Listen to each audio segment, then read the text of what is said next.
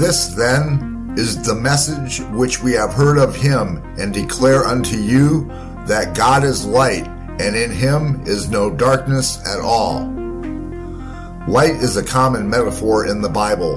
Philippians 2:15 likens God's children who are blameless and pure to shining stars in the sky. Jesus used light as a picture of good works. Let your light so shine before men, that they may see your good works and glorify your Father which is in heaven. The fact that God is light sets up a natural contrast with darkness. If light is a metaphor for righteousness and goodness, then darkness signifies evil and sin. 1 John 1:6 says that if we say that we have fellowship with him and walk in darkness, we lie and do not the truth. Verse 5 says, God is light. In him there is no darkness at all.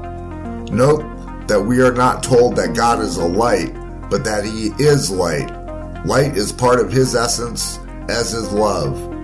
The message is that God is completely, unreservedly, absolutely holy, with no admixture of sin, no taint of iniquity, and no hint of injustice. If we do not have the light, we do not know God. Those who know God, who walk with him, are of the light and walk in the light. They are made partakers of God's divine nature, having escaped the corruption of the world caused by evil desires. God is light, and so is his Son. Then spake Jesus unto them, saying, I am the light of the world. He that followeth me shall not walk in darkness, but shall have the light of life. To walk, then, is to make progress. Therefore, we can infer from this verse that Christians are meant to grow in holiness and to mature in faith as they follow Jesus. God is light, and it is his plan that believers shine forth his light, becoming more like Christ every day. Ye are all the children of light, and the children of the day. We are not of the night, nor of darkness. God is the creator of physical light, as well as the giver of spiritual light, by which we can see the truth. Light exposes that which is hidden in darkness. It shows things as they really are.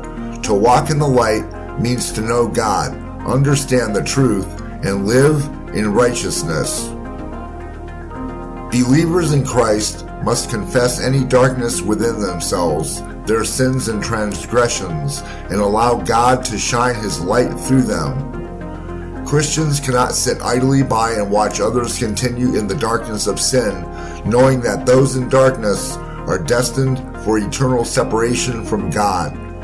The light of the world desires to banish the darkness and bestow his wisdom everywhere. In taking the light of the gospel to the world, we must by necessity reveal things about people that they would rather leave hidden. Light is uncomfortable to those accustomed to the dark. Jesus, the sinless Son of God, is the true light.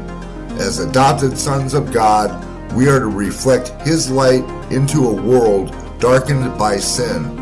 Our goal in witnessing to the unsaved is to open their eyes and to turn them from darkness to light and from the power of Satan unto God, that they may receive forgiveness of sins and inheritance among them which are sanctified by faith that is in me.